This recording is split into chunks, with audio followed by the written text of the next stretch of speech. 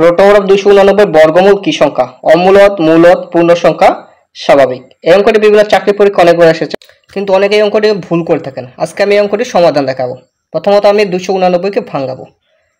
289 কে লেখা যায় 17 গুণ 17, অর্থাৎ দুইটা 17 গুণ করলে 289।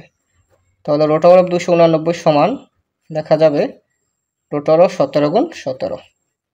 একই সাথে দুইটি সংখ্যা গুণাকার, তাহলে 17 উপর বর্গ হবে। তাহলে এখানে বর্গ আর বর্গমূল, আমরা যদি বর্গ আর বর্গমূল একসাথে থাকলে কাটাকাটি বা বেনিশ হয়ে যায়, তাহলে সমান সমান হবে 17। এখানে 17 হচ্ছে একটি মৌলিক সংখ্যা, তাহলে আমি রুট ওভার 289 মান পেলাম কত? 17।